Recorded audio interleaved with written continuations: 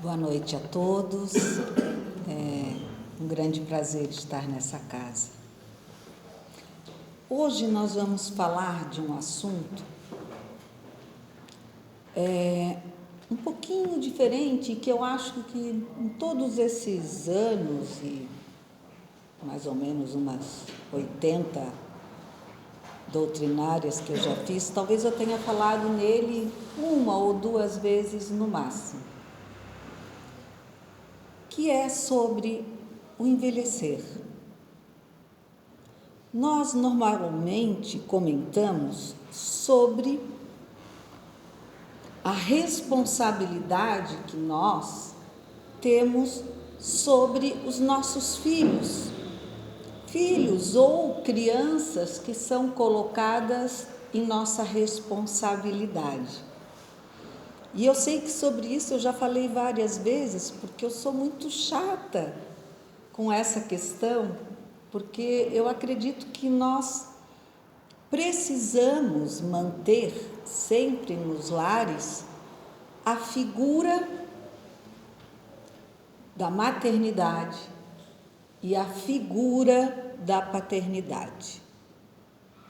Sejam em casais héteros ou homo, a figura a qual eu me refiro é aquela da pessoa que fica mais em casa, mais ligada às crianças, à sua educação e à sua instrução, né? Que a educação a gente dá em casa e a instrução é na escola e também com o nosso apoio.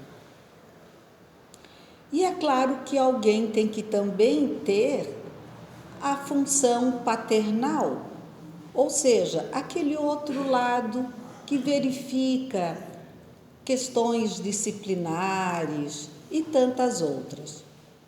Lógico que no mundo atual nós temos muitas chamadas mães ou pais solos. E por isso é bem complicado e bem difícil assumir esse relacionamento, porque ele foi feito para duas pessoas assumirem e uma só não é fácil. Mas a gente não veio falar sobre criar os filhos. Nós viemos conversar essa noite sobre cuidarmos da nossa envelhecência, ou seja, do nosso envelhecimento, né, que começa muito antes de nós nos tornarmos idosos.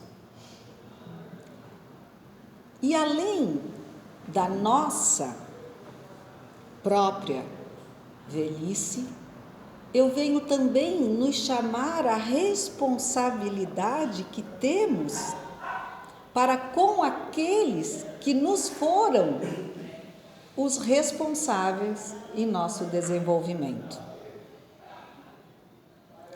Porque é muito fácil, enquanto crianças, jovens, nós cobrarmos dos nossos pais o cuidado, a atenção.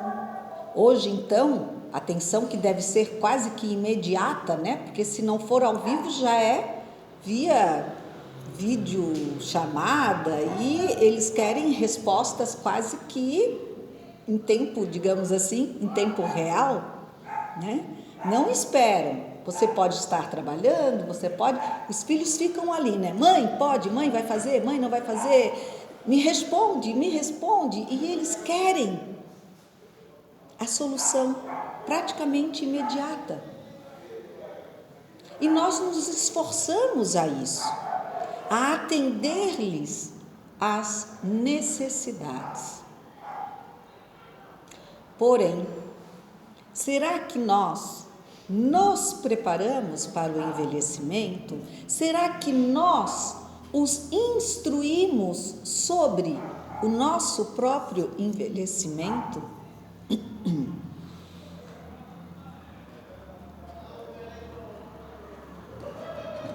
É claro que em qualquer idade nós podemos ser mais felizes ou menos felizes. Cícero, um romantista, ele disse assim: os que não obtêm dentro de si os recursos necessários para viver na felicidade acharão execráveis todas as idades. Não é necessário nós esperarmos a velhice para dizer que estamos infelizes. A pessoa que não sabe dar valor ao brilho do sol, ao brilho do luar, ao brilho das estrelas, ao sorriso amigo, à mão estendida, ao canto dos pássaros, às flores dos jardins,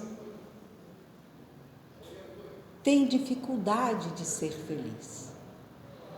Aquele que não vai ao encontro do seu irmão, esperando sempre que seja acolhido, muitas vezes expressa a solidão. Nós temos uma facilidade de nos tornarmos vítimas de nós mesmos. Por quê? Porque quando jovens, nós pensamos que os velhos são tolos. E quando velhos, nós sabemos que os jovens o são. Mas, palavras de John Lilly, o John Lilly sim que era o romantista, desculpa, eu falei em Cícero, né? Ele não, ele fazia poesias e contos, e tantas outras histórias, filósofo também.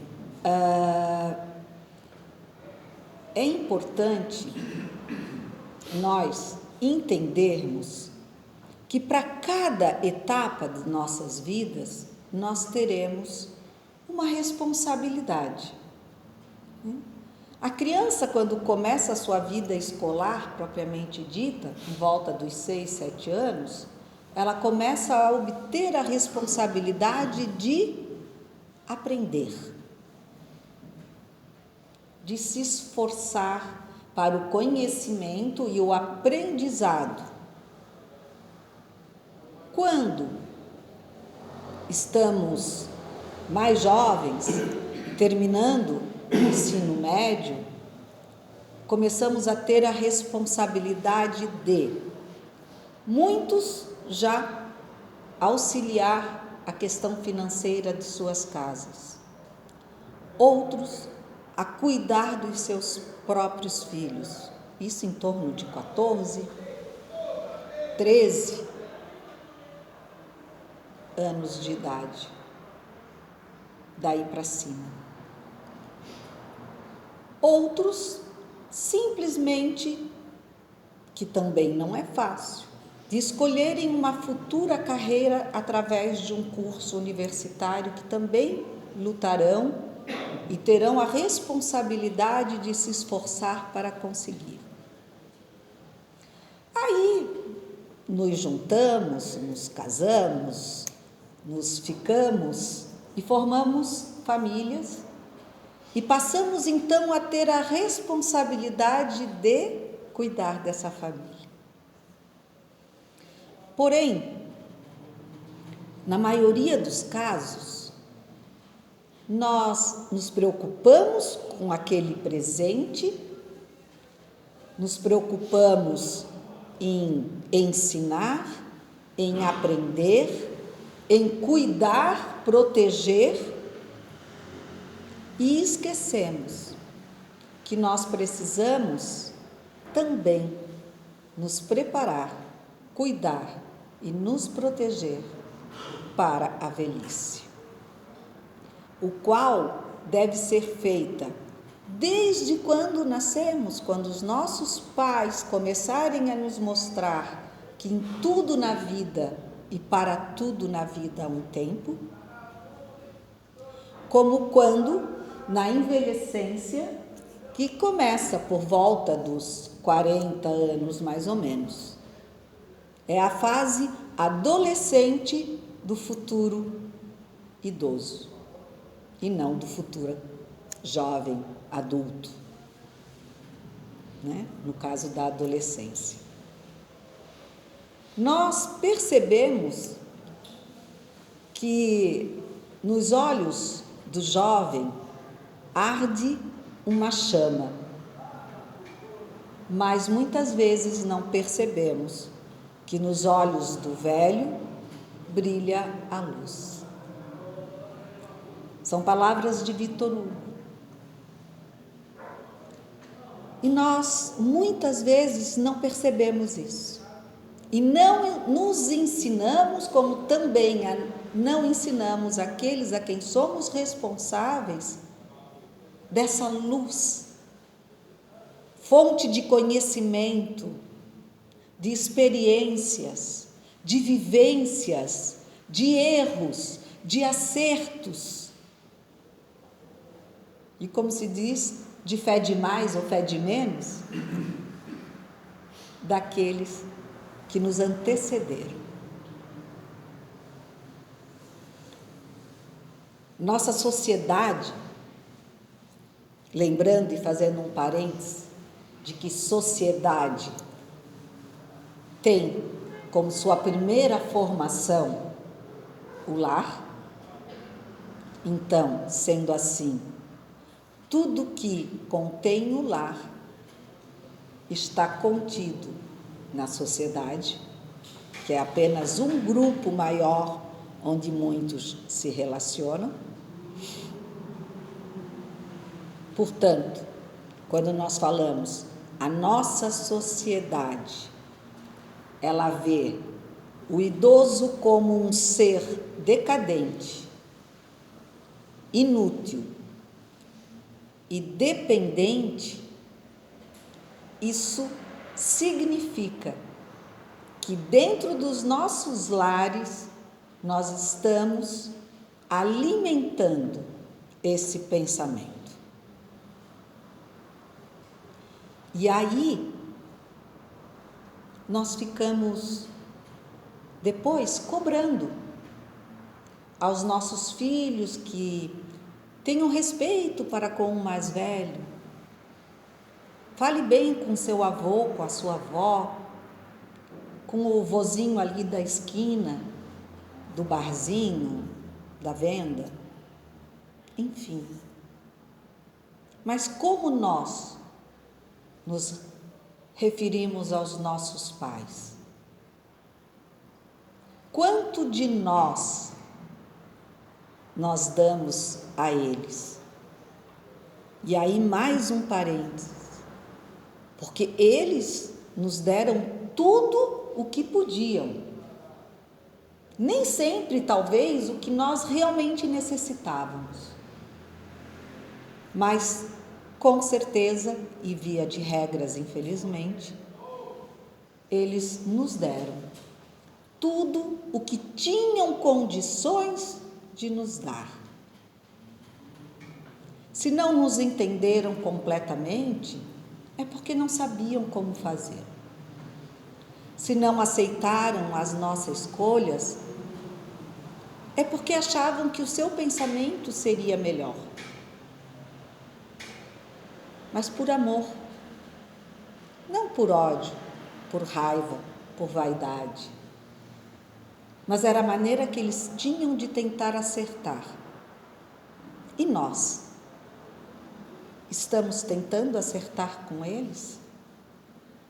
Será que nós estamos nos preparando e preparando os nossos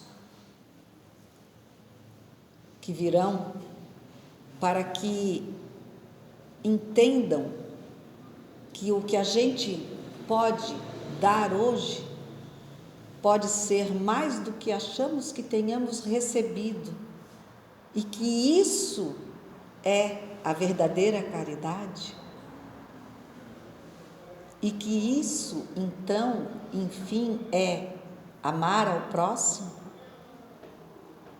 amar o seu inimigo,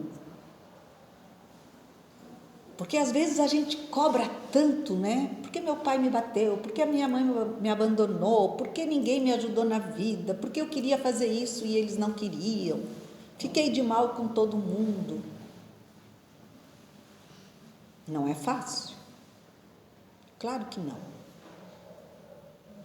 Mas a gente sabe que quando perdoa o outro, a gente está ficando bem mais feliz do que o perdoado.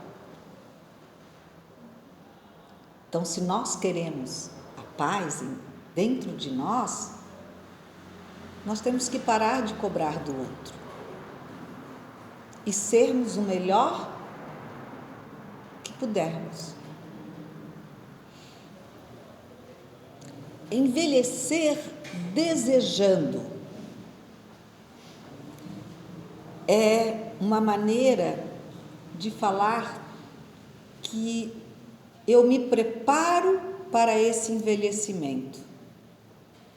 É dizer que eu vou lidar com a finitude da vida corporal, mas, como somos espíritas, aprendizes dessa doutrina, nós já temos a certeza da continuidade. Então, esperar pela finitude da vida corpórea não deveria ser uma coisa tão lastimável, tão difícil, a ponto de fazer com que muitos, na idade mais avançada, de certa forma, comecem a ignorar quem são, aonde estão e para onde vão, pelo medo inconsciente de estar consciente de que o seu corpo físico está com seu tempo limitado.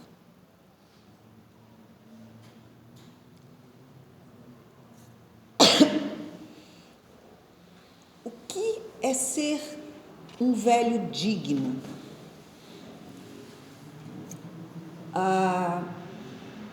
Há um texto de um poema, né, de Cícero, que diz...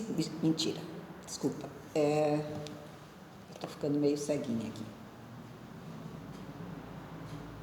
É de um conto de Bertold Brecht, tá? Que também era um romancista. E ele fez um conto chamado A Velha Dama Indigna. E esse conto, ele fez em 1500 e alguma coisa. E a velha dama indigna era uma inglesa que, a partir do momento que enviuvou os filhos já casados e tal, 2 deles se manifestaram dizendo que ela deveria ir morar com eles, porque ela não poderia mais viver sozinha. E isso nos anos de 1500 e tanto. É óbvio que ela era uma mulher dependente, né? Vinculada ao senhor, seu marido, a quem ela devia respeito e a quem ela se calaria frente às suas opiniões e mandos. E essa mulher, a primeira coisa que disse aos filhos foi: não vou perder a minha individualidade. E ela, não vou contar a história toda porque é um trecho grande, mas tem até em vídeos, quem quiser passa, tem um filme que foi feito baseado nesse conto, A Velha Dama Indigna, E ela, enfim, ela começa a ser chamada de indigna porque ela resolve sair de casa todos os dias, bater perna, como a gente chama. E os filhos ficam espantados. Onde é que já se viu ela começar a sair por aí? Depois ela faz pior, faz amizade com um sapateiro. Imagina, um ser de outro patamar. E na casa dele, ela se encontra com tantos outros que param para falar sobre política. Ela sempre fica calada, mas o lugar dela está sempre guardado junto a uma taça de vinho. E se isso não bastasse como loucura plena, ela ainda faz amizade com uma moça de vida questionável, a qual, com certeza, está querendo extorquir-lhe o dinheiro que a tinha. E ela leva a moça e dá à moça os seus sonhos não vividos. Compra-lhe uma sombrinha para o sol, toda colorida. Compra-lhe tecidos de cores vivas. E com certeza os filhos dizem: ela não está bem. Está sendo manipulada e usada. Esse é um conto de 1500 e alguma coisa, como eu falei para vocês, mas que não deixa de retratar o que nós hoje fizemos com muitos dos nossos idosos. Não vai sair sozinho porque pode tropeçar e cair. Não vai ter que se mudar porque a sua casa tem escada e não é mais para subir escada. Não vai para tal lugar, tal hora, porque não é hora de uma senhora idosa sair, ou de um senhor. É engraçado porque nós fizemos isso com os nossos filhos, não foi? Mas ao mesmo tempo que nós proibimos os nossos filhos de muitas coisas, nós os oferecemos muitas coisas as quais eles gostavam. Ou quem de nós nunca foi a uma festa de aniversário?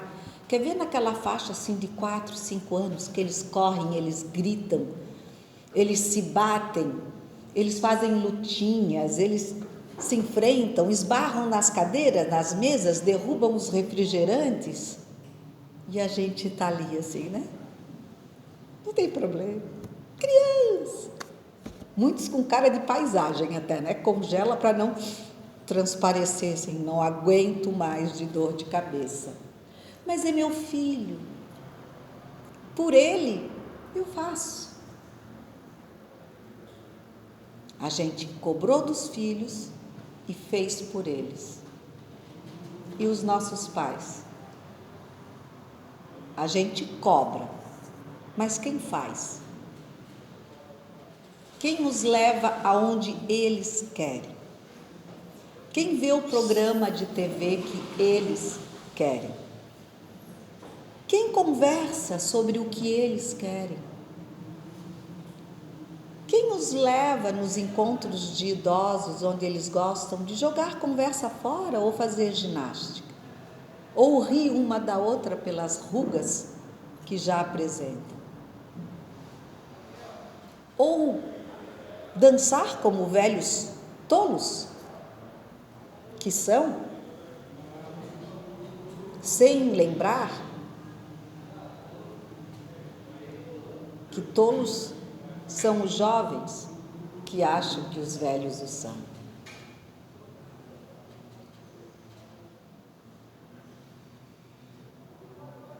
Mulher velha ou velho, indigno, foi e ainda é, até hoje, aquele que não veste a carapuça da velhice. E para isso, não é necessário apenas estar vestido como um jovem ou fazendo atividades físicas competindo também com os seus próprios netos até, para provar a sua, no caso dos homens principalmente, a sua virilidade. Ah, mas eu estou em forma. E as mulheres cuidando da beleza, impondo a sua posição, ou também tentando competir com os jovens. Não é isso. Envelhecer com dignidade não é não ser e estar velho. É saber que, mesmo estando com um corpo físico que vai se debilitando, porque se debilita, com todas as plásticas, com tudo que se quiserem fazer, o interior não tem plástica. A bexiga não é mais a mesma. A audição não é mais a mesma. O tato não é mais o mesmo. Nada é mais o mesmo. Mas nós continuamos os mesmos. Apenas modificamos a nossa maneira de demonstrar. Alguns se mantêm muito bem fisicamente. Vão, voltam, fazem tudo sozinhos. Outros ficam limitados, mas continuam contendo em si todo o conhecimento, instruções valiosíssimas, que se não por amor, por curiosidade, devemos extraí-las.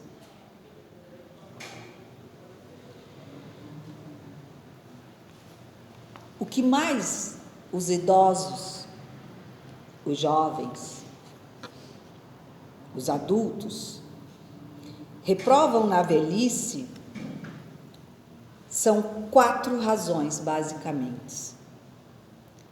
Ela nos afasta da vida ativa, ela enfraquece o nosso corpo, nos priva dos melhores prazeres e nos aproxima da morte. Aí eu vou dizer para vocês, ela nos afasta da vida ativa. E quantos que ativos só tem o cérebro e os olhos? E continuam a servir a sociedade, falando, instruindo, através de sinais, de piscadas, deixando o seu exemplo e história. Quantos jovens ficam tetraplégicos de um acidente bobo e continuam a viver e a mostrar que, apesar daquele corpo que vai ficar franzino sobre uma cadeira de rodas, eles ainda são felizes. Por quê? Porque eles têm dentro de si recursos necessários para viver essa felicidade. Amor, fé, satisfação no sorriso do outro.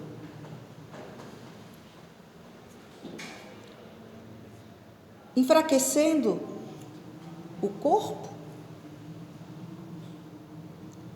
tudo enfraquece. Nem tudo é para sempre. E não é só na velhice que isso acontece. Às vezes, muito antes, sem que a gente espere, nosso corpo se enfraquece, por debilitações, sejam quais forem. Nos priva dos melhores prazeres. E eu nem vou entrar na questão sexual, porque o prazer sexual para cada um é de um jeito. E às vezes basta uma noite abraçadinho e sentindo o calor do seu companheiro ou companheira para haver essa satisfação. Então, não há idade. Agora, muitas vezes se perde, sim. o prazer de uma boa alimentação. Porque apesar das plásticas e do corpo bem malhado, o estômago já não trabalha da mesma forma e já não consegue digerir determinadas coisas. E aí sim se tem limites. Mas, para quem comeu uma vida toda muito bem, o que são alguns anos de aprendizado? Quanto tantos vivem uma infância sem ter o que comer, com pequenas migalhas. Então, por que reclamar? E se nos aproxima da morte, é sinal que também nos aproxima do retorno. Retorno à nossa pátria, retorno ao que nós realmente somos. E na escola da qual, se conseguirmos melhorar, não precisaremos mais sair.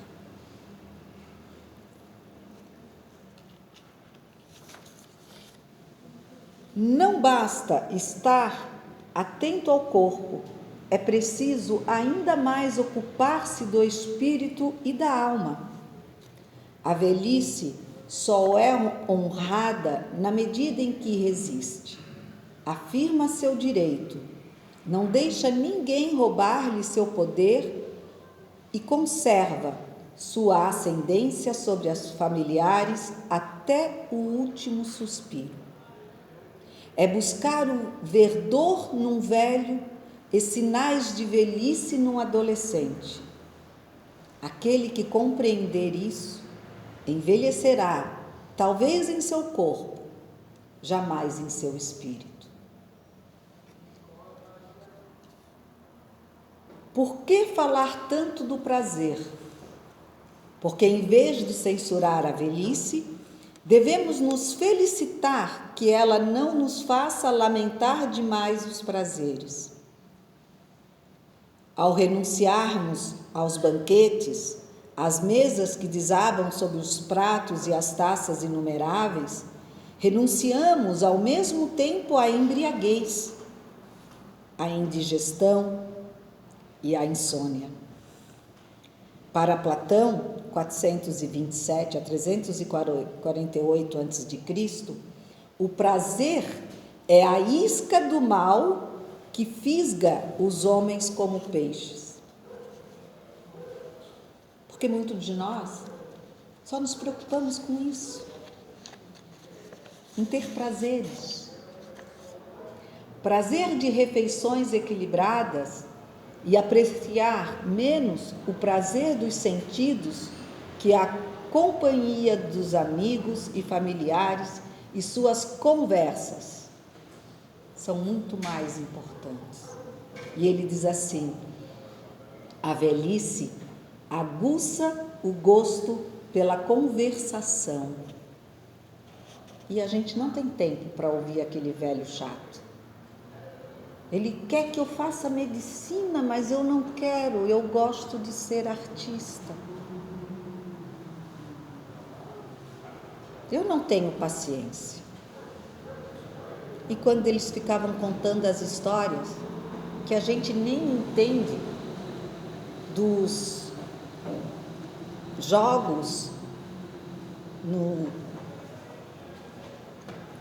celular que eles jogam e contam, e que a gente nem sabe o que é, mas que com calma e paciência a gente senta ao lado deles e diz: legal, ganhou. A gente não sabe o que, mas a gente afirma. Se eles estão felizes, a gente está feliz. Se eles estão com cara feia, não foi nada, depois passa. Mas para o idoso ninguém diz isso. Os jovens querem tanto ser o que são, mas não aceitam os velhos como são. Dizem que querem rotulá-los, mas eles nos rotulam.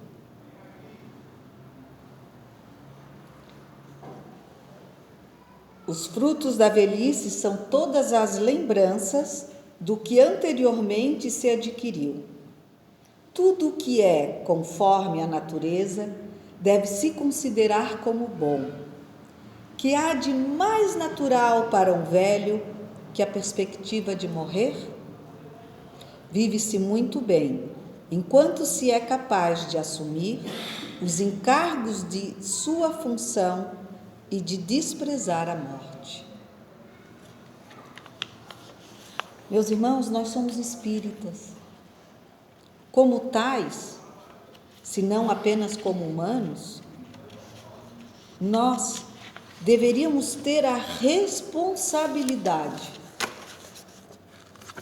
de nos prepararmos e prepararmos aqueles que nos seguem para entender que morrer é nascer novamente no plano em que a nossa vida um dia será eterna. Que a luz da sabedoria dos antigos permaneçam sempre conosco. Que saibamos ter a nossa boa velhice, que saibamos respeitar a velhice daqueles que hoje já estão próximos a nós, porque, com certeza, esse é uma das maneiras de apresentarmos o nosso esforço de amar ao próximo como a nós mesmos e de sermos caridade, que nada mais é do que colocar o amor em ação daqueles que não são como nós, mas que nós já fomos como eles ou que ainda seremos como os outros. Obrigada a todos pela atenção, que a luz divina esteja com todos nós e em todos os nossos lares. Muito obrigada.